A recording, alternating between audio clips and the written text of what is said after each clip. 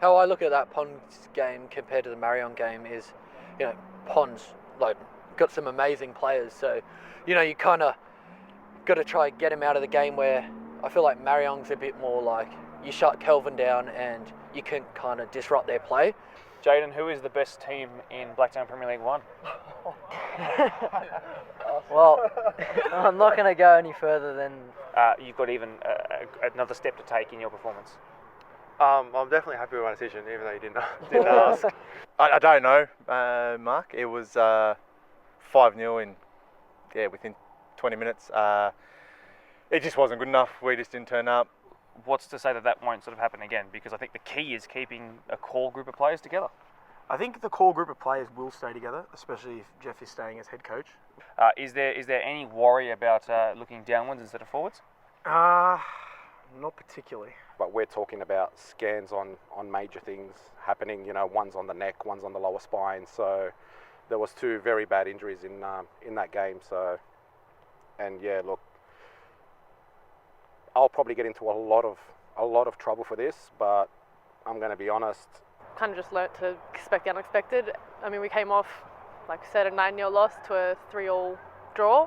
Hello, you wonderful people, and welcome back to the Blacktown Premier League podcast as we head into the pointy end of the season. This is no longer the midway point. We are into the home stretch. The Men's Premier League 1, as sponsored by Lang & Simmons Blacktown, is separated at the top of the table by a goal difference of 1. And one of those teams involved in that, who are, by the way, ahead by that 1 goal, are in the match of the round this weekend. Then we head to the Women's Premier League match of the round on Sunday. Marong need to win in order to keep their first place aspirations alive, despite the fact that they've already secured a top 4 finish. Because who will play who when it comes to the top 4, we don't know yet. It's up to the teams to decide if they're good enough to earn a spot to play against a team that finished below them. So, where will Dunside finish? This game and its goal difference could tell you. Where will Marong finish? That game and their goal difference might tell you as well. My name is Mark DePoli. Welcome to the episode, and cue the intro music. Here come workers on! But it's fallen here towards Icon! Oh my word. To find her teammate in Izzy Grant! And now played and struck! And in! People, Ryan Dominici! And further forward now to Mira! We're all ready to play, and we'll go out and smoke it this time. got my Arsene Wenger jacket on for another late night of filming podcast specials. Thanks so much for joining me. And by the way, if you do enjoy this episode, but even if you just enjoy the fact that I exist, please remember to leave a like on the video. It's more important, like as I always say, it's more important than a view. A view just means you're watching for the sake of what these people are saying. But a like means that you actually enjoy the content in terms of the way it's presented and delivered. So a like lets me know that you're enjoying what you're seeing. So please, leave a like, I beg. Listen, this is already a 1 hour plus interview segment. I went into extreme detail with all 4 of the teams. So there's no time for results. Let's just get straight into the important stuff. Firstly, an interview with Dunside Hawks. Doony, so happy that they don't have enough squad depth to compete in the club championship. Back here with some of the big hitters that you all know very, very well. Jaden, when it was announced that you went top after a 5-2 win over Creek on goal difference, a win at home, top of the table, clinched at home, was there a bit of an extra celebration? Not really, to be honest. We know there's still a job to do. We haven't done anything yet this season. Yes, we're sitting on top at the moment, but as I said, there's still a job to do. Nothing's changed for us, so win every week, that's the task. Glenn, welcome back to the podcast. I get you to grab that mic, my friend. My maths tells me that since you guys made it back into PL1, this is the latest you've been first place in a league season, which is a really good achievement. You've switched to a different system this year. The big question that everyone had, especially me, was how would the front three work? And we've got them all here to talk about it as this podcast goes on. But the midfield chopped and changed, for example. So do you remember the moments do you recall the moments that you guys went, oh, okay, we've finally figured it out here? Yeah, look, it started a bit last year. We changed the formation a bit last year, but this year we sort of play on our strengths, and Byron didn't play in the trial games for some reason, and when we got him into the squad, we sort of went to the normal 4-3-3, which everyone seems to play. We changed our formation a bit to go to our strengths, and the front three are really working really well, and they're backed up by the midfield and the backs too. So we're scoring goals, but like Jaden said, the job's not done yet. We're being humble and we just keep going and see where it takes us. Is there a suggestion that you would have been first place a little bit earlier if Byron had changed during pre-season? Is that what I'm hearing? It just took a little bit of time for him to adjust to playing our way and with the boys and that. It's a bit hard when you're missing like 4 or 5 trials and you've got to come in, fresh and that. And it took us like 2 or 3 games to work out our new system, and it's going really well at the moment. Fingers crossed. Jaden, just a word on missing. There was a word used there, missing. Someone who's not missing anymore is Kyle Dominici. What's his ETA? Yeah, look, he came back through reserve grade last week, which I'm sure a lot of people probably noticed. He was on the bench for us, didn't end up coming on. We just wanted to rest him, and we'll be pretty patient with him coming back. He wants to be patient as well, so you get a player like that back into your squad at this point of the season. It's pretty uplifting for everyone, which is good. Marcus, gorgeous winning goal against Ponds a couple of weeks ago. Fantastic shot from outside the box, sealed the win against them, proved to be the winner. This front line, which are all on the podcast here tonight, including 𝐆𝐀𝐋 and Byron Grandemange as well. Is this the deadliest in the comp? No, not with Byron. He's me and 𝐆𝐿𝐾 last year probably, but with Byron now it's pretty bad, to be fair. But no, I just think we're just playing well and we're trying to win every game, and if I can give them the passes and they can finish, then that's all that matters. I don't care about any stats if we're the best in the comp or anything. We're just going to try win every game. So, yeah. New year, new haircut, new Marcus. Ethan, I'll get you to grab that microphone. Mate, I tracked you a little bit heading into this podcast. Comparatively for you in terms of the goals, it was looking like a bit of a quieter season for you. I can think of back of when Marcus was playing as even sometimes when we used to play ages ago, like 10 years ago, he was a 6 at one point. He came into Dunside as a 10, moved into a right winger, then was a striker. Byron's played centre-back as little as 12 months ago. You've always been a number 9 or a number 11. You've always dominated those front positions. So you are the most recognised forward player. What's your role this year? And off the back of that hat-trick a couple of weeks ago, you back in prime 𝐆𝐾𝐋 territory? I feel like I am back in prime. Been playing well with these two up top with me. As Glenn said, we trialled 4-3-3. I was still playing out wide at that moment, and we've changed. And Byron and I are more the vocal points up top, just banging in the goals, which is good. So Glenn, we'll just ignore Byron for a little bit longer. But how does it look? What does a best on day lineup look like for you guys? I know it's probably not that hidden anymore because you played every team, some of them twice. What does the front 3 and midfield sort of look like? We know what the defence is. What's the midfield and front 3 look like on your best day? Well, look, we've got depth in the squad, so I can have different midfielders. I've had Diego, who played 21s last year, playing first grade this year, and he's been playing really well. And with Kyle coming back, it doesn't affect him at all as well. But I've had Liam out for a bit this year. I've had Jake out for a bit, Jaden out for a little bit as well. And just change the team around, and everyone we play the same system, so anyone that steps into the team knows their role, and that's all that matters. So we've got a ton of midfielders in reserve grade as well, playing really well. Good young kids as well. So. Byron, welcome back. Goals here, assists there, pretty instant impact from you. Probably most notably the brace against Marong. That's been the big turning point in the season, that crazy game there. Do you think, in your own personal opinion, were you the missing piece in Dunside's quest for a minor premiership?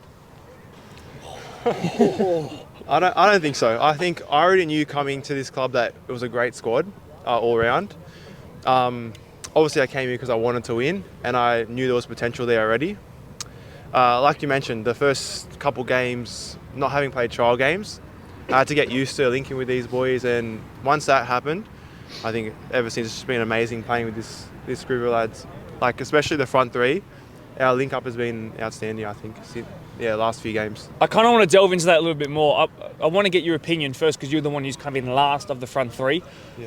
How did they play? What did you notice from the sidelines in those trial games? And what did you sort of think to yourself at the time about what I need to do to fit into this? I think with these two, they're going to have a lot of shots. So getting in the right positions as well, with any rebounds and stuff as well. I know Ethan likes to make a lot of runs in behind as well. So linking with him and Marcus, whether it's dropping into Marcus and he plays it in behind, or if I'm running off Ethan, I notice the way he likes to play, and Marcus is good at playing balls in behind. So I think seeing that and identifying that really helped us, and we've been linking up really well. Excellent. Jaden, let's get a little bit serious. Enough of the glazing here on the podcast. Were Ponds the better team on the night that you beat them? Because I've heard some reports that it was a pretty close game, and that at their best we know that Ponds can play well. I wouldn't say they were the better team. I think first half they probably scored a goal potentially against the run of play. Second half they probably had more clear-cut opportunities, but I think that was also a case of us just doing what we needed to do to win the game, which is something that is a trait with this squad. We've always done that, grand finals, semi-finals, whatever. We've always just done what we had to do to win and played the style we need to play to win. On the flip side, Marcus, I heard that when you got to Marong that you smoked them. Was that a bit of a better performance in terms of how much more dominant you were against the top team? Yeah, like how I look at that Ponds game compared to the Marong game is, Ponds got some amazing players, so you kind of got to try and get him out of the game, where I feel like Marong's a bit more like you shut Kelvin down and you can kind of disrupt their play. Like they try play football, and if you shut down their six and Kelvin, you can kind of counter what they want to do. So I felt like that game we did that, and if you look at their goals, it's kind of like they were just kind of freak goals. We didn't really plan for it to happen. Like one was a bad touch by me. He kicks it accidentally through the whole team, and Ethan's got a one-on-one and he scores it. But I enjoyed both games. I actually think they're two of the best teams in the comp, obviously. So I'm excited versus them for the last two games of the year. Hopefully, I'm actually really hoping Marong kind of slip up, so I don't have to verse Ponds again. But if it comes down to that Ponds game, we need a win to win the minor premierships, then that's exciting in itself. That's a big game, so yeah, I'm excited for it. You've actually led me perfectly into my next question, but thank you for actually analysing a team. It's taken 4 years of podcasting for someone to say we want to shut down Kelvin, so it's nice to actually hear that. And I'm surprised it's you that's been the first to do it. Can I get you to grab the mic? Yes, Marong then Ponds to end the season. We could be looking at the league title being decided here on the final day, but depending on how the maths ends up and how the points end up, it could be decided the week before against Marong. That's what you guys will be hoping for, I'm sure. They have a pretty decent run in, including a bye involved there. So important to, hopefully rest at the right time. Cotton Cup coming up for you guys as well. Is this team on the right kind of riding the momentum to win this league title, do you think? Yeah, I definitely believe so. We've been playing amazing football. The comp can obviously see the amount of goals that we're scoring at the moment and the few goals that we're conceding. We're just playing really good football at the moment, and yeah, I think we're definitely on the right trajectory to get that elusive minor premiership. Confidence beaming for sure, but humble. Jaden, look, the one thing that doesn't change year on year is his defence. I mean, Liam coming in later has been the only real significant change, but this defence has won 2 grand finals now, the majority of you guys. Yes, a goalkeeping change as well, to be fair, but the majority have stuck around. That's pretty impressive. Mariongs have changed heaps. Ponds have changed heaps. You guys haven't. And seems that despite the personnel not changing, no one's able to break you down any better than the previous year or anything like that. So, obviously you're part of this defence. How key are some of these big boys at the back? Yeah, look, I think that's probably an integral part of our team. Not only the guys scoring up front, but keeping teams out at the back. I think this year we've only conceded probably 3 goals from open play. Mm-hmm. Other than that, everything's been off set pieces where, on the weekend, one bounced off Ryan's shoulder and went in. So it's a lot of goals like that. But yeah, this back line, mate, we know where each other are going to be for 90 minutes. We communicate with each other. Even at times we don't have to communicate with each other because we just know each other inside out, which is great. Ethan, I go to you as the longest serving Dunside member. Obviously 2 years now with Marcus, 1 year with Byron, this being the first year with Byron, but yes, some African Cup experience as well and other things in years gone by. In terms of the harmony between you guys at this point of the season, how well do you guys work together in your opinion? Well, I reckon we work very well together. as Byron said, we worked out how we play and what the other players are going to be doing, and yeah, it just works. Like, we know what the midfield's going to be doing, what they're looking for, and we, as the front three, try to provide that for them so we can have an outlet. For you personally, I still think that your Quakers Hill single year was the most lethal in terms of a striker that I've ever seen you. Was there any point in your conversations, in your training, in your practice where you said to the boys around you, this is what I need as a striker? No, not at all. Judging by this year, like, I didn't score until probably workers, like, and then I started banging them in. It's just, we just work together. Like, we all know what our strengths are, and we just try to work to that. And yeah, the boys help around me, so I try to help them too. Glenn, semi-finals last year, Marong, and then early in the season, Marong, you've beaten them twice in a row now in really key games in terms of the finals push and the league season. They're going to be hungry. They're obviously going to key that date as the most important one of their season so far when they play you again. They're probably going to be snappy. They're going to try and be on the right side of the referee. They're going to be able to hold the ball well and win the way Marong do, which is finding a way somehow. I can almost guarantee you that they'll lift for the game. Are you excited by the opportunity of potentially going there and being able to mathematically win the league title as a coach? Because you've already proven that you can unpack them. Yeah, look, Marong's a tough side. They always will be a tough side. It's whoever plays well on the day that wins them games. It's always, at the moment it's Pons, us and Marong. Whoever plays well wins that game. Sort of whoever takes their chances wins that game. So we just got to make sure we take our chances when we get them, and just hold Marong out. Like, the boys are playing really well. They're structured really well, and look, it's exciting towards the end of the season having Marong and Pons the last couple of games, and the comp could be decided then. So it's a big couple of weeks for us, but really we got to look forward to this weekend. We need to win this weekend to keep that going, and there's no use looking too far forward, because if we don't win this weekend, we could potentially throw away the comp this weekend. So yeah, that's true. Marcus, Rivo, this is the match of the round. We probably should talk about it. This becomes more of a catch-up than it does a match of the round podcast these days, but a team that have, as we know, lost a couple of players, are struggling for form, have a really up and down match of their own record. Sometimes they have a crazy game where they win. Sometimes they get flogged. It's never ever boring. What do you remember about them, and what's the way to unpack them and keep yourselves top of the table? I think last year we went in thinking, this should be a simple game, and I think we went into half-time 1-1. And then we got a spray from Glenn, and then we came out and won 7-1. So it was kind of like it was a weird game, and we kind of go through them, dull periods where, we don't look like we're playing very well for 20 minutes of a game, and that's what we can't do this weekend. Like, they can easily score a couple goals, and, we sit there scratching our heads going, what are we going to do? And, that's every game from now. Like, we can't have any slip-ups. So this weekend's the same. We're going to go in, we're going to play our football. Like, if they set up differently or anything, that doesn't matter to us. Like, we're going to go there, play the way we've been playing, and hopefully score enough goals to beat them. Byron, this league title could be decided by goal difference if everyone stays perfect until the end of the season. So has there been a conversation at all, or a bit of a moment of realisation where you might need to actually put teams to the sword to win this league title? I wouldn't say that. I'd say, obviously, we're mindful that for a few weeks there, we'll equal on points but behind on goal difference. We didn't really have a conversation, we need to win by this much. It was, we had faith in our boys that we're going to score, and I think the last few games we've scored 4 or 5 goals consistently, and we know we can score a lot of goals. So it was never really an issue. I think we knew we were going to catch them. It was just a matter of when. Jaden, who is the best team in Blacktown Premier League 1?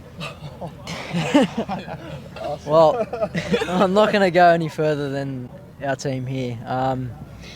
Honestly, I know I've given you a bit of stick about it, but I think we do have the best squad depth here. And currently that's showing on all the league tables.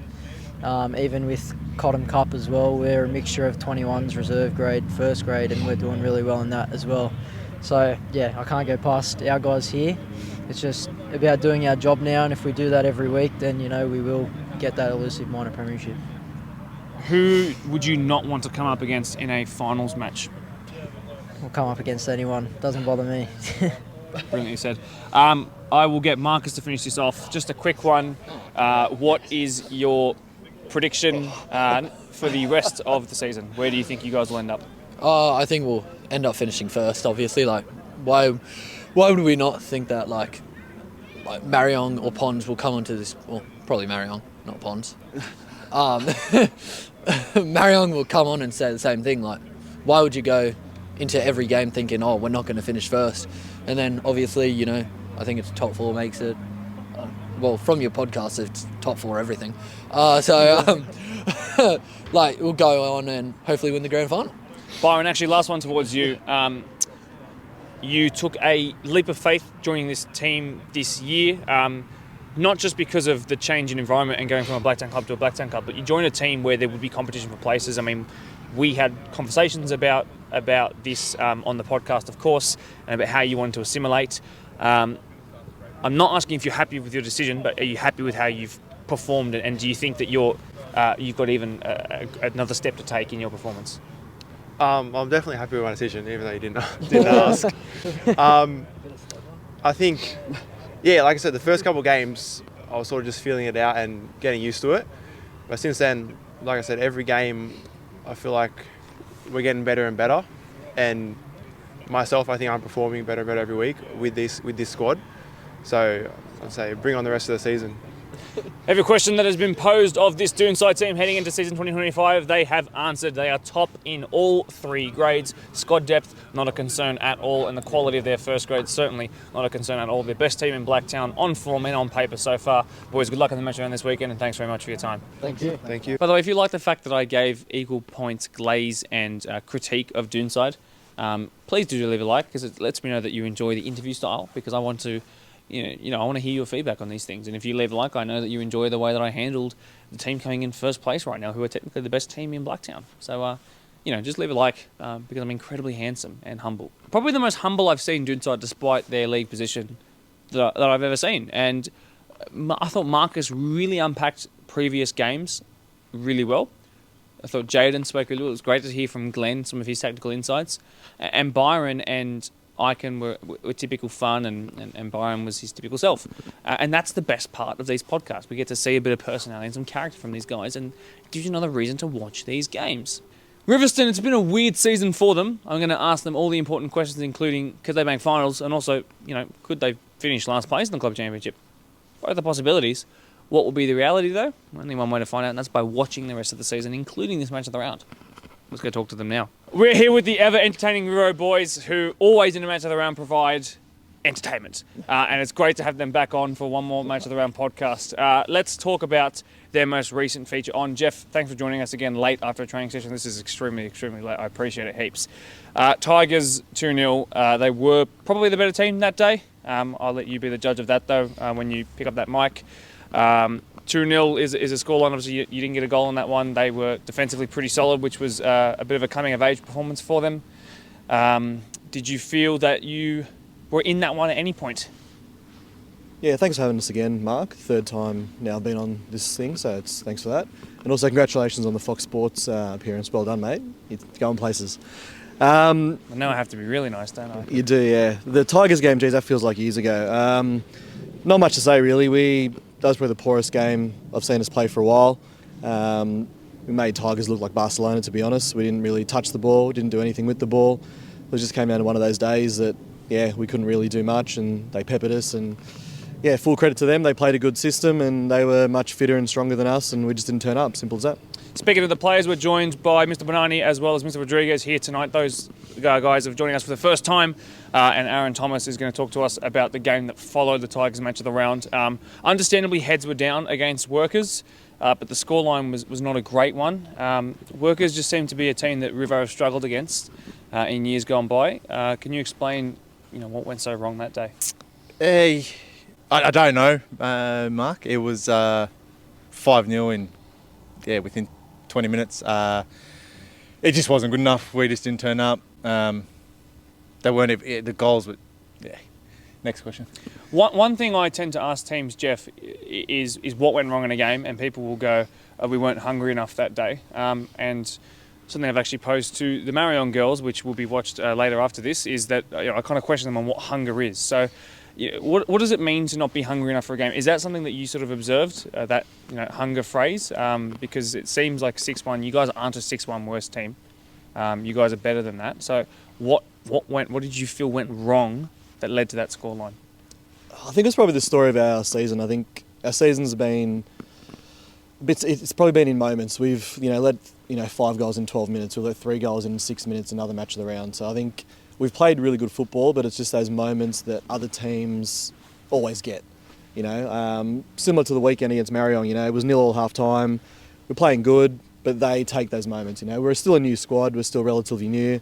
There's only probably 2 starting players from last year's team in the starting team for this weekend, and in reserve grade as well, there's only 1 from last season. So it's a big rebuild, and a lot of these bigger teams have been together for a while. So I think, it's a new group. We've got to sort of realise, what ticks one player, what ticks another player, and when we have those 10-minute lapses, teams will punish us.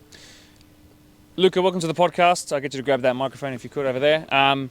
One thing I know that you certainly contribute to, not just on the pitch, but off it, is kind of the environment that surrounds these Rivo boys. There's a really good buzz that comes out of this squad.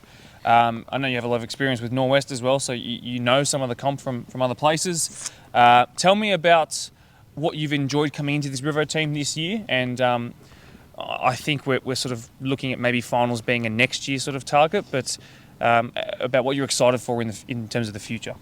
Yeah, I think finals probably it'll be a struggle this year, but it's first year, brand new team. Special thing about the boys is that we all get along. There's no real animosity here. It's just a good group of boys, and it just comes down to, I guess, linking up as a team rather than playing on individual abilities, playing as a team. And I think second year, if most of the boys come back and we work on playing as a team, I think it'll be a good year. What are you willing to reveal about what those conversations have looked like? Because I think one thing that Rivo have struggled with, I'm not sure if you know this, but the team has changed drastically year on year, the playing staff. So what's to say that won't sort of happen again? Because I think the key is keeping a core group of players together. I think the core group of players will stay together, especially if Jeff is staying as head coach, which apparently he will be. So most of us all want to come back and play for him. And then working on in the off-season, trying to play together as a team. Because as you said, it's a bunch of individuals kind of at the moment, and we're not gelling together like others. Like Jeff said, Marong, Dunside, these teams have been together for years. Ponds have got 6 or 7 boys that played at Norwest together for 2 or 3 years, so they're all gelling together, while this is a brand new squad basically. I think we see individuals playing in a team rather than a team when these lapses and concentrations happen, because I guess you guys sort of are still figuring out how you sort of react as a team mentally and emotionally to those sorts of setbacks, and that's why maybe sometimes the goals come in droves, and I guess that's all part of the development together as a squad. Lorenzo, I get you to grab that mic. You talked about moments the other day. Oh, sorry, Jeff just spoke about it just then. You're a guy who has a moment to your name. You had a 1-goal game where you scored the winner, of course, recently.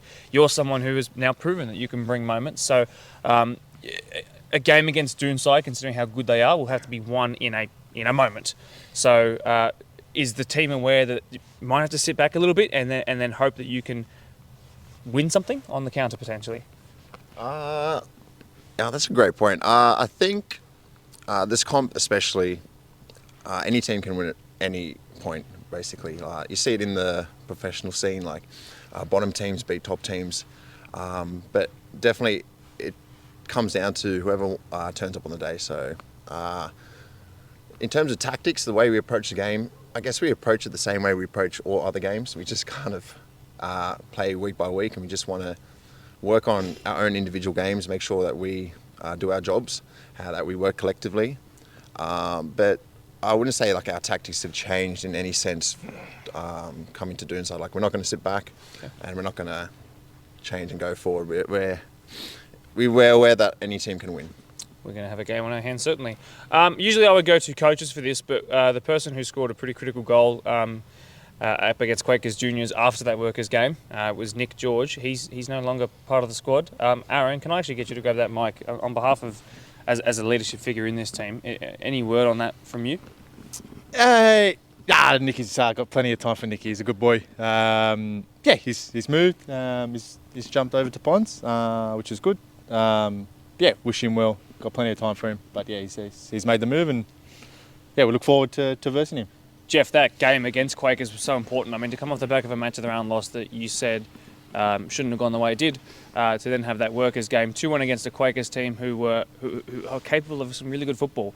That must have been a motivating, not line in the sand moment, but at least a motivating win that showed you what you can do at your best day. Yeah, definitely. And I guess just touching on the players, I suppose, too, what you said.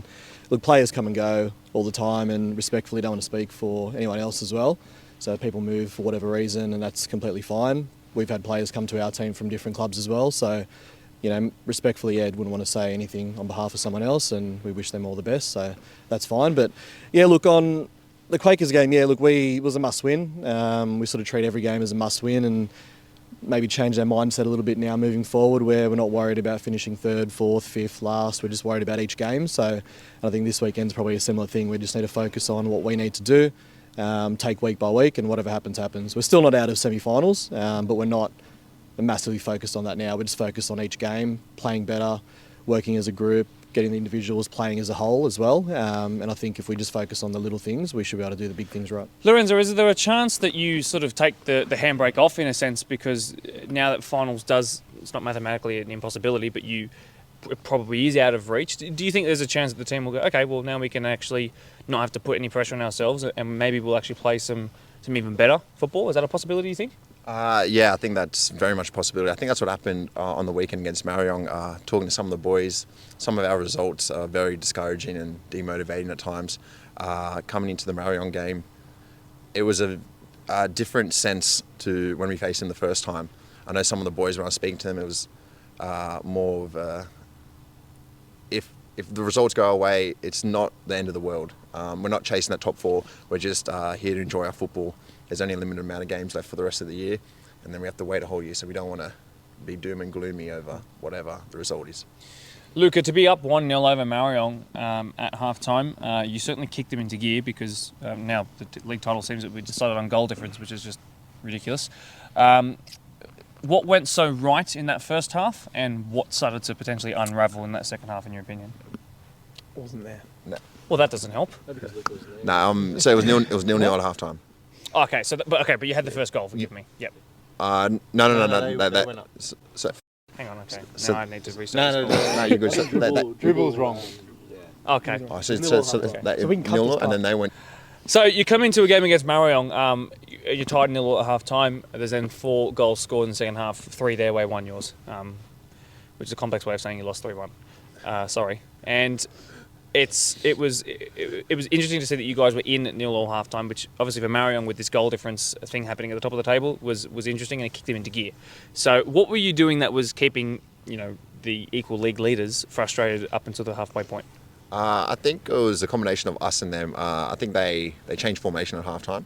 They brought on a few dangerous boys up top. They were also pretty unlucky in the first half, but granted, we were also unlucky as well. We had also chances that we could have finished, and they had chances that they should have finished. But coming into halftime, we weren't getting run over, and I don't think even the second half we got run over. But yeah, they were just very, very clinical. I think there was a bit of a kerfuffle with the first goal, and then going 1-0 down to Marong, it's very tough, very frustrating to kind of pick yourself up. So it was pretty surprising to see the boys not really give our heads, because we've leaked 4 or 5 goals within 10 minutes when the minute we concede one. So we were pretty strong for a period of time, and I think just the second half, both teams came out really trying to grab the result, I guess. Luca, pretty potent front three that you're coming up against this weekend in Dunside. The fullbacks, and specifically, will have to be quite on song.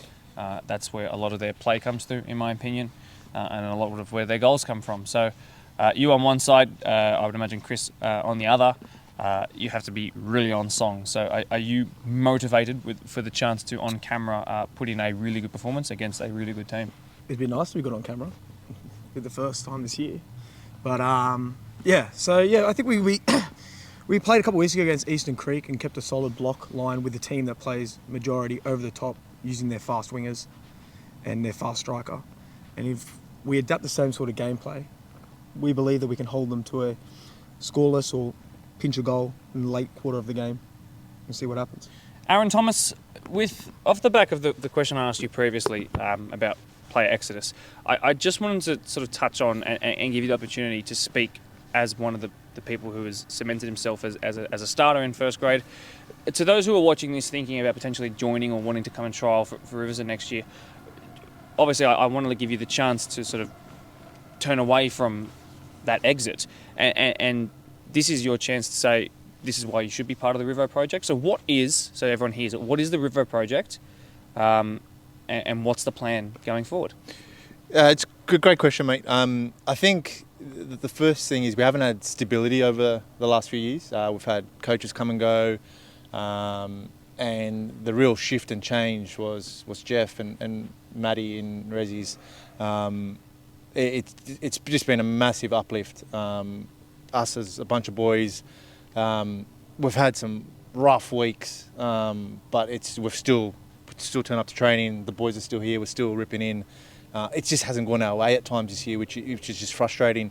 But with Jeff and Maddie at the helm, I have no doubt the core will be here next year, and we'll get boys. Boys will come. It'll be good. Looking forward to it. Jeff, what does it suggest about this playing group that you have in terms of their character as a collective, that despite some of the things that have gone against you guys this year, a couple of injuries here and there as well, we can't ignore that part too. What does it say that these guys are here with a smiling face at training? They're saying here right in front of the audience they believe in your project, in this club's project. That must be warming in the middle of winter. That must feel good. Yeah, it does. Yeah, look, I think a lot of the club is built around these boys here. So, like, I wouldn't be here if it wasn't for these boys. We keep each other together. It's a great group of guys. As I said, we've had some tough weeks, but I've never seen a group of boys who have copped 5-6 goals turn up on training. But these guys do. We're always laughing, we're always joking, but we always want to do better. And I think the boys want to play for each other. Like I said, I think a couple of the boys have said too, individually, we've been an okay team, but I think we have to build on that possibly for next year, and new boys come. There's a lot of mates, these guys know as well, a lot of people that I know too. So it's about, building a good, stable club, which is really hard. There's been a lot of rebuilds here in the past couple of years. But I think if we keep the nucleus and people want to come back, it's just a good place to be. The club looks after us.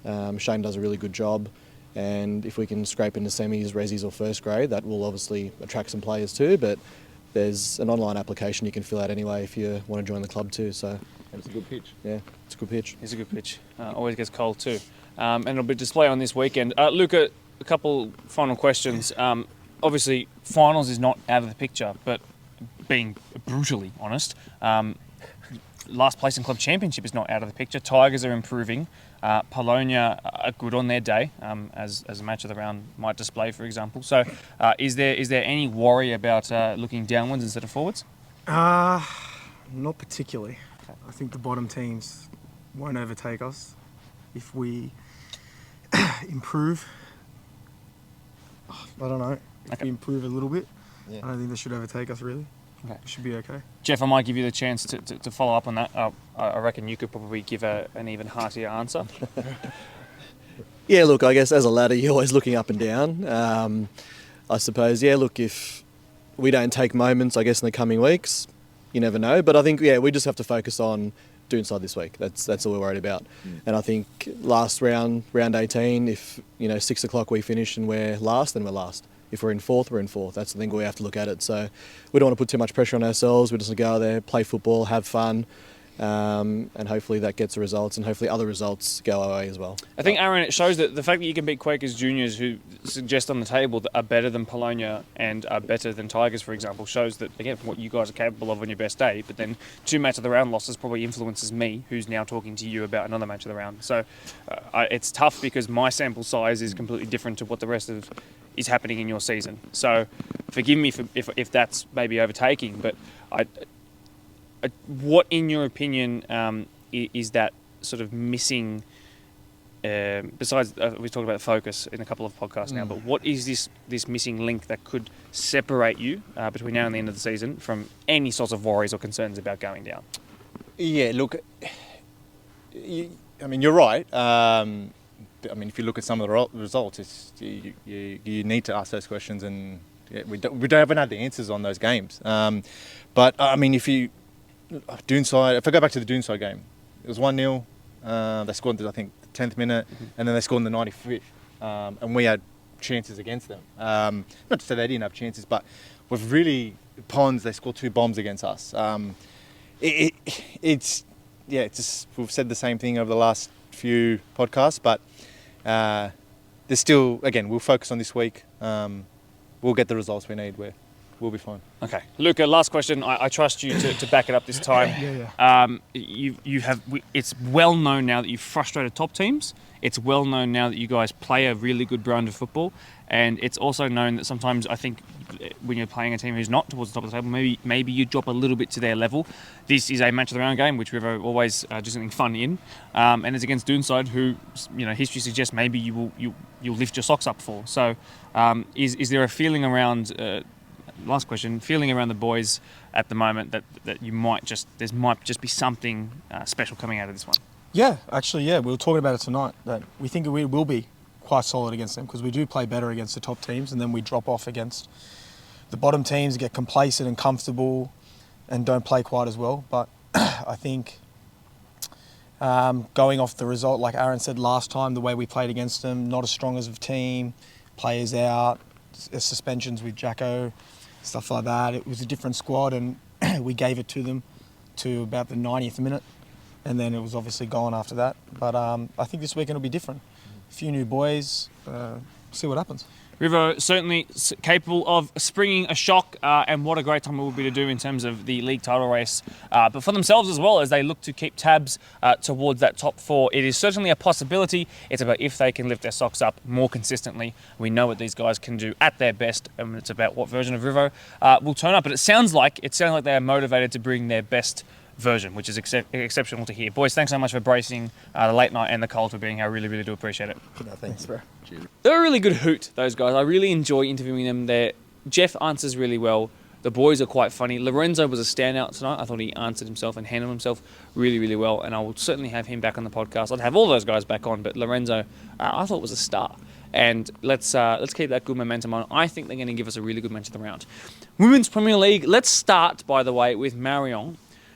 Marong, obviously the top 4 candidates, but it's about where they finish. Where will they finish in this league table? They must win, and despite the fact that they're down to, are you ready for this? Starting players. Whoa, what number did I say? I don't know. I'm sorry, I can't repeat it out loud. You're going to have to watch this entire interview segment to find out how many players they've got available. So, let's go into it now. The Marong girls will make the top 4. The question is, in what position in that 4 will they finish? After a loss against Quakers Hill Juniors, one of their top 4 rivals on Sunday, it puts those first place position hopes in jeopardy. We're here to find out if they believe if they're still in it. Nudge, big game, but admittedly the scoreline says it was a big loss. Can you run me through, what went wrong that day? Look, obviously the scoreline wasn't what we'd hoped for. Do I believe it was what the scoreline showed? No. Did we deserve to win? No. But the scoreline at the same time wasn't what the game was. We kind of let it slip in the first half. We handed them 2 goals that we shouldn't have in the first half. It was 2 errors. After that, a few things happened in the game. Unfortunately, it's been another year of bad luck for us in terms of injuries and that sort of thing. But at the end of the day, no, it wasn't a 5-1 game. I don't believe it was. Did we deserve to win? I'll say it openly. No, we didn't. We didn't play good enough to win. If we had played the same way we did when we played them the first time, it would have, the game would have, could have turned, could have been a different story. But unfortunately, they came out. They were a lot hungrier than we were, especially in that first half. And the game kind of got away from us in the first 45. One thing that I'm a bit more comfortable to ask after 4 years of doing this is about when people say that they weren't hungry enough to win games. I do always wonder what that means. So I'll just pick up on that quickly. What does not hungry enough mean? Does that mean that that juniors played so well that it sort of demoralised you guys, or was it just that literally on the day people weren't feeling up to it, which is a bit of a concern? No, look, it's not that we weren't hungry enough. It's they were hungrier, in my opinion. I mean, look, you've got a top 4 clash. You know, we got them in the first round. You know, obviously they came out thinking we can't let this happen again. We made uncharacteristic errors. Is probably the best way to say it. There were errors that were made that we probably wouldn't make in other games. So just overall, that's basically what it was. It was just a lot of errors in that first half.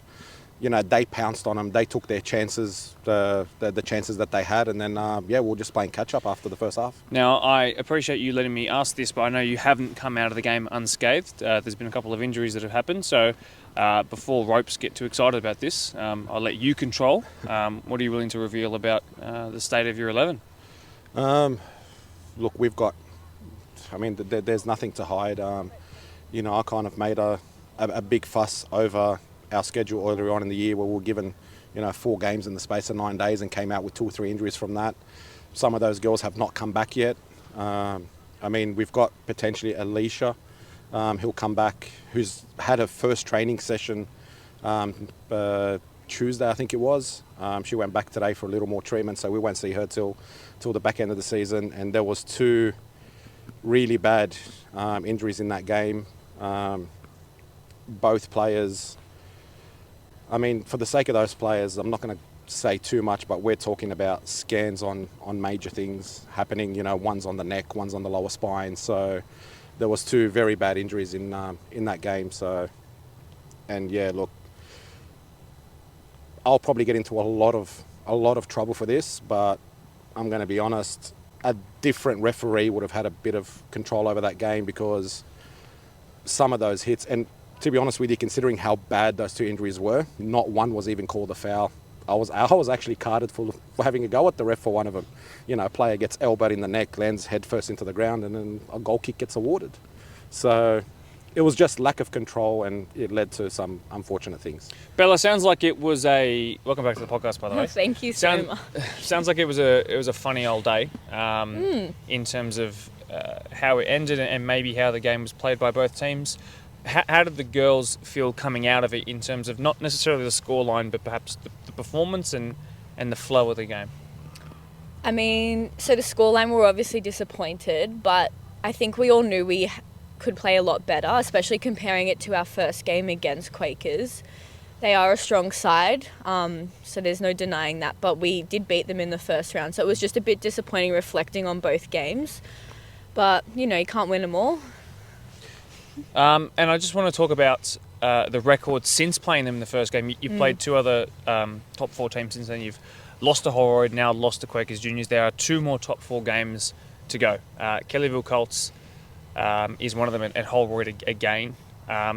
It is important, it is imperative for you guys to get some points out of this. Otherwise, you're going to end up in 4th place, which is totally fine. You'll make finals, but you want to finish higher for better chances of playing what should be on paper an easier team, right? So is the team aware that there are some incredibly important 6-point games coming up? Yes, we are very well aware of that. We are very fired up now and getting excited for our top 4 matches prior to finals, putting in all the effort. So hopefully we get the rewards out of that.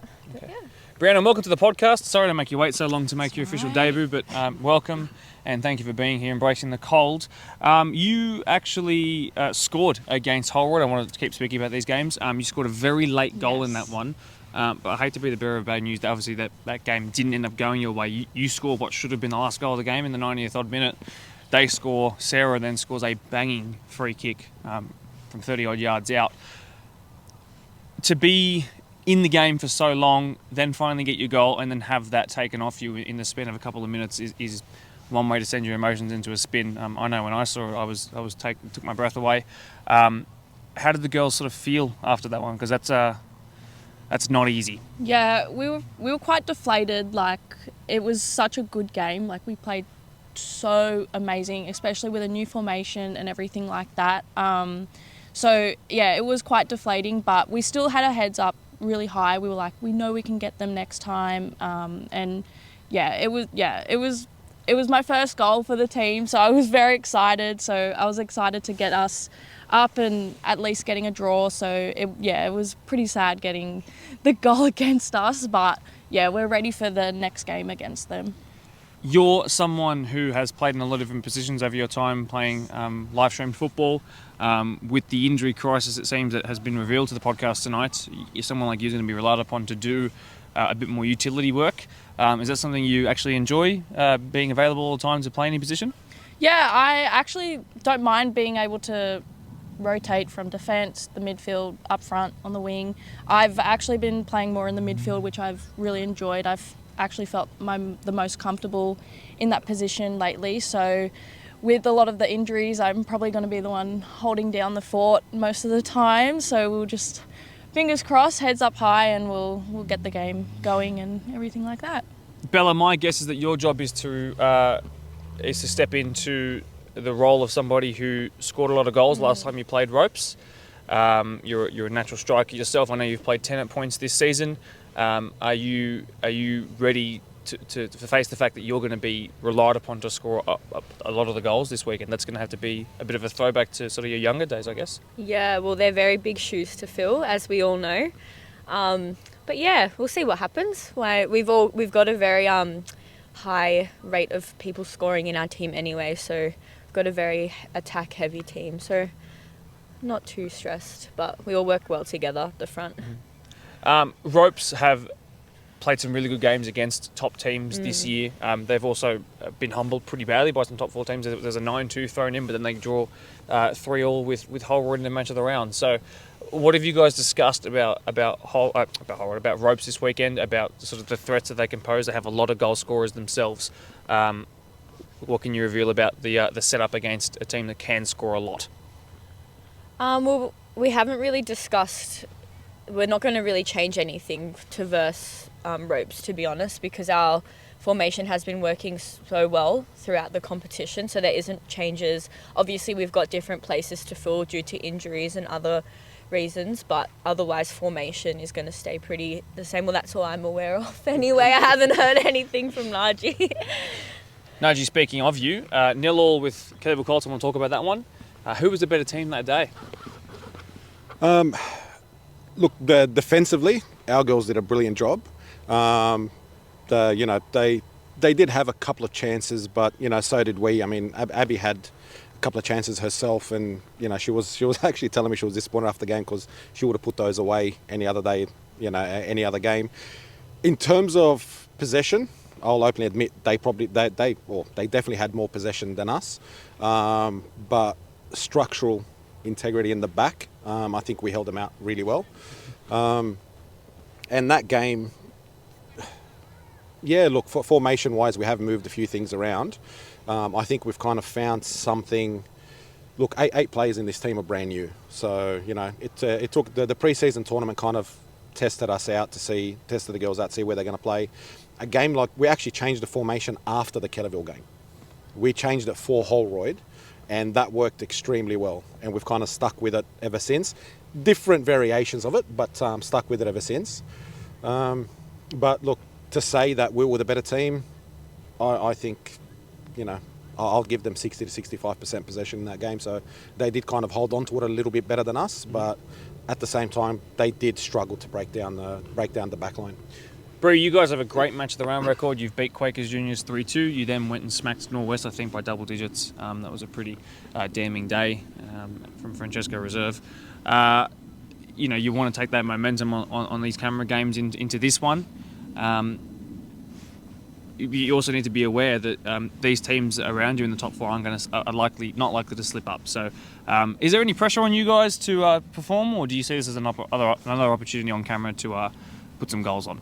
I don't see us having much pressure. I think us going on camera, we're showing everyone that we're a top 4 team, even like top 2 at this point. Obviously, there is position changes, there is different people on the field, but it's not going to break us down, and we're just ready to show what we've got and get our heads up high from last week and just go straight to the finals. You guys are definitely capable of still coming in first place, for example. It's about whether other teams will allow that change to happen.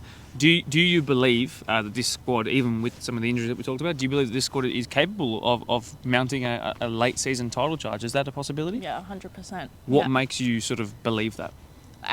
The bond that we've got, like just how we play with each other. We're all friends. We've especially a brand new team, pretty much a lot of us are from different parts of everywhere. The world. Yeah, pretty much feels like it, and it's just great that we've all just been able to come together in such a short amount of time and just gel so well that I 100% reckon that we are a late comer and we could potentially win the Bella, title. sorry to interrupt the last No, part. right. Bella, I saw you nodding your head. You're someone who's been around for a little bit longer. Some of these new girls have come in and joined. Talk to me about how that's. We mentioned it earlier in one of the previous episodes, but how has that gone on throughout the season? Is this team even stronger than it was a couple of weeks ago? Oh yeah, every week we are getting stronger. We become closer. I think Naji's actually sick of us asking to go out for dinner after the games all together, to be honest. But yeah, no. That's what we love about playing together. Like we're all mates. Like we have fun. We come to training, we have a laugh, but then we lock in, as we say, for Naji, so he doesn't get too cranky. And then, but yeah, no, it's been great. What's your prediction in terms of where you think you will finish come the end of the season? Well, hopefully first. That would be good if we can all put our heads to it. Mm-hmm. Yeah. Okay, I back it. Naji, last couple of questions to you. What's your yellow card count for the season?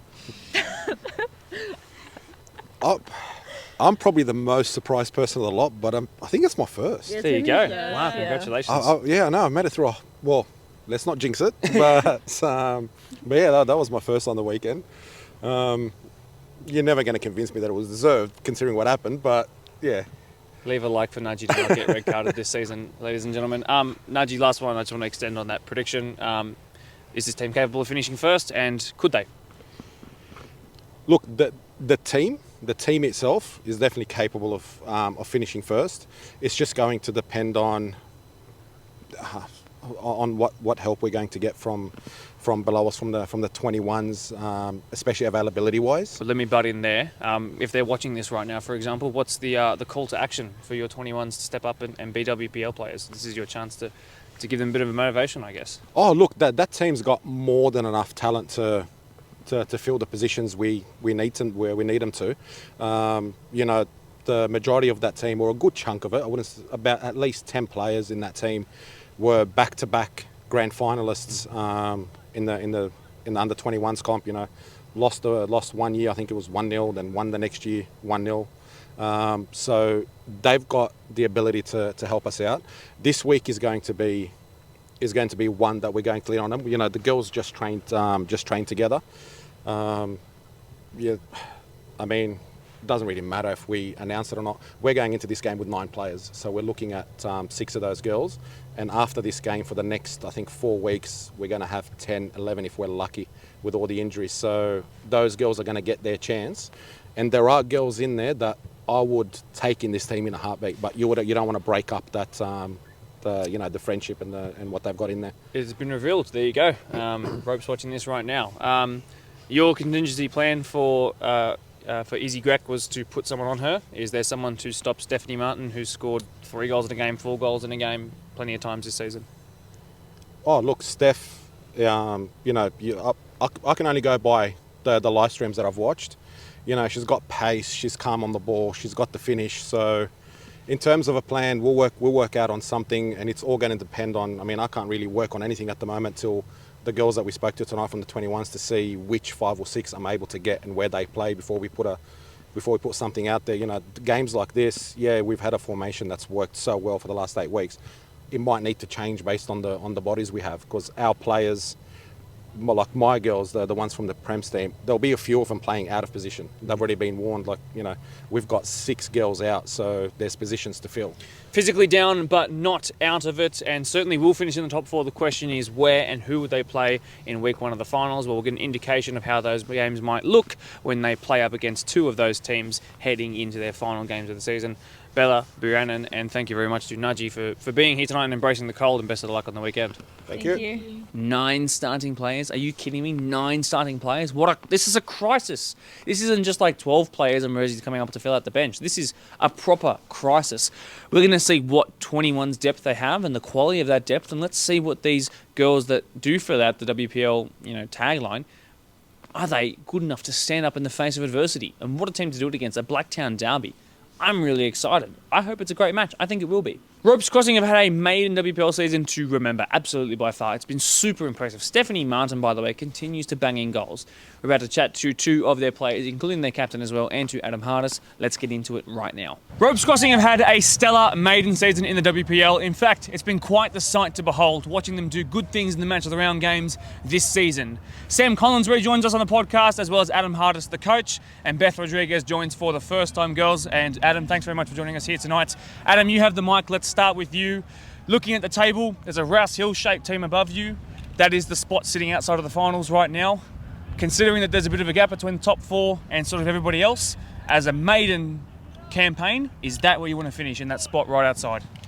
Yeah, definitely. I think for our season this year, our target was to be competitive. I think we've done that from the get-go, or maybe not the get-go, but we've built there and we've been competitive, and now I think reassess that target, and if we can be the best of the rest, I think that's a good assessment and good outcome for the season. Beth, welcome to the podcast. I'll get you to grab that microphone. This has been a good first season, as I said. If the season were to end right now, you guys sitting in 6th place with a couple of really good wins, a couple of really good results and performances, would you be happy with how it's gone so far, or do you think you're capable of even more?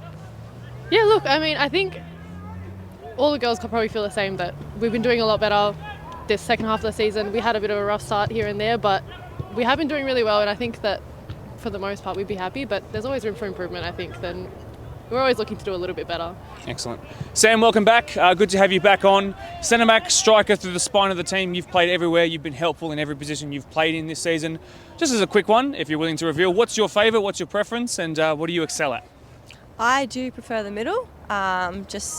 I feel like I can control my game best in the middle. Centre back is probably my least favourite, but I know that sometimes you have to play those positions that you don't like in order for the rest of the team to gel. But yeah, no, I do prefer the middle. Excellent. Do you see, I asked you something similar towards the start of the season. Now I've seen what you're capable of course, up close. I asked you sort of about your role as a captain, as a leader. How have you seen that sort of progress as some of these, particularly these younger kids have come through? Some of them are like early teenagers as well. Your role is very unique in having to deal with some of those really, really younger ones. Have you enjoyed the experience? It's been a different experience. I think having some of the older girls who have like football maturity, and then having the younger girls who come up and haven't quite matured in that sense is a bit difficult. You get some girls who just fly off the handle if a bad tackle's done, so it's trying to keep everyone in line. But it has been an enjoyable experience, I think. Yeah. Hardis, I'll get you to grab that microphone again. As the coach, I want to ask you about that 3-all in the match of the round with Holroyd, who of course are one of the favourites to take out the title, the grand final as well. You guys score 3 pretty good goals that day. They score definitely 1 good goal. One of them comes from a mistake out the back. So let's say hypothetically that gets eradicated. You beat potentially the league leaders with a really good performance in a match of the round. When you look at that as a marker of what you guys can do at your best, in the way that you can tactically take apart teams and break them down, what does that indicate about what you've achieved already in the space of a couple of months as a team? Yeah, no, I think that whole roll game, obviously we went into that game, we had a bit of a mid-season review the week prior, some self-reflection, both myself and the players, I think, and we did a bit of analysis on how they lined up, and we were able to sort of match that energy that they bring, and I think that was sort of a bit of a catalyst to our sort of form revival here as well. But yeah, to turn around from, I think it was a 9-0 loss against them in the first round to a 3-all draw, and like you said, we sort of gifted them one of the goals. It was a good outcome, and I think tactically we're adapting each week. I think I said it in one of our last podcasts where we're making those small tweaks along the way and adapting to it the way that the WPL is, and I think it's really showing dividends as we go on. Sam, the story of the season has kind of been how the teams not in the top 4 have progressed and made the top 4 life harder as the season's gone on. Like, as mentioned, there's been some 9-0s that have been transformed into 3-alls.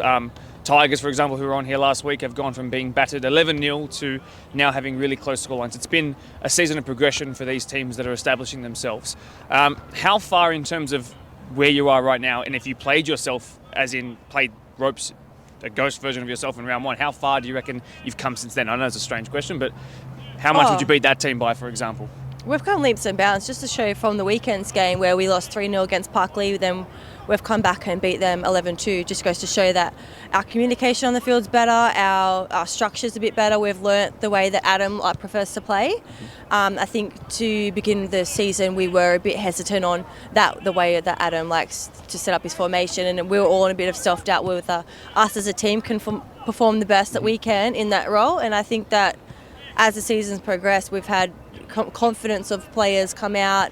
We've had a million things have changed. Like we've got our own little communication tricks and stuff that we use now that we didn't have at the start, which I think has benefited us heaps. I think if we round one played ourselves now how we are, I think would smash us. Absolutely. Beth, Marong this weekend in the match of the round, they're coming off the back of being humbled pretty badly 5-1 by fellow top 4 team in Quakers Hill. Really good time to play them potentially, or perhaps really bad because they might be sort of spurred on by that loss. What are you expecting out of this one, and are you expecting a difficult game? I think this season I've kind of just learnt to expect the unexpected. I mean, we came off, like we said, a 9-0 loss to a 3-all draw. So I think, yeah, it's going to be difficult. It is every game. Never expect something easy, but I think we're definitely a different team that we were to the start. Yeah. Hardest ropes are playing Rouse Hill again towards the end of the season. Is that earmarked? Is that put in the calendar as the day where the top 5, I should say, that 5th place race switches and potentially goes in your favour? Have you looked at that as the key date for the rest of the season? It is now, but yeah, I think that will definitely be, if we keep going how we are now, that would be our grand final for the season when we get up to get them. And like I said, I think if we can target to be best of the rest, I think from a debut season we're doing it. And yeah. Prediction, Sam, ahead of the match of the round, what are you expecting against a recently beaten but probably motivated Marong? I think us coming in as a motivated squad ourselves, regardless of their score last week, I think we're coming off for the win, and I think that we have the potential to take it. So I'm going to say 3-0. And Beth, last one for you is a prediction as well. You've got one more top 4 team to play in Kellyville, then of course that Rouse Hill match, which will be key to potentially who gets that 5th spot. Where do you think you will finish? Where will Ropes finish at the end of the season? I think realistically we're probably looking at 5th, looking at that one spot up. But yeah, I mean, we're always going to hope for 1st, but we know we're not going to get there this season. But I think given how far we've come, we'll be happy with that. The target is very clear for Ropes Crossing. It would be a stellar maiden season, or it already is to be fair, but to get 5th place as well against teams that are probably a little bit more established than them would be certainly very impressive. Girls and Adam Haas, thanks very much for being here. Really do appreciate it, and best of luck on the weekend. Thank you, mate. I certainly think that Ropes Crossing are capable of doing an upset. And I think on paper it probably wouldn't be as upsetty as every other upset because Ropes are a good team. But with the way Marong are down on players, I think it's going to have to be a real hardy performance if they want to meet this Ropes team that are on a pretty good flyer at the moment. They are capable of beating top 4 teams, at least matching them with performances we've seen in previous match of the rounds. That's going to do it for this week's episode of the Blacktown Premier League podcast. I know that my stints in this episode were pretty short, but I urge you, please, if you enjoyed the Dunside interview, and if you enjoyed the Marong interview, if you enjoyed the Ropes Crossing interview, and if you enjoyed my chat with Ropes, please do remember to leave a like. I really, really would appreciate it. Share it to your friends. Get hyped for the match of the round. See you there on the weekend. My name is Mark Topoli. Thank you so much for being here. It's an honour and a pleasure to bring you these podcasts week on week. Much love to you all. Happy Friday. Good night. Cue the outro music. But it's fallen here towards Icon! Oh my word. And now played and struck and in! Further forward now to Nira! Ryan Dominici! Wants a second goal. Isabel Brett should have a second goal! And finishes with ease!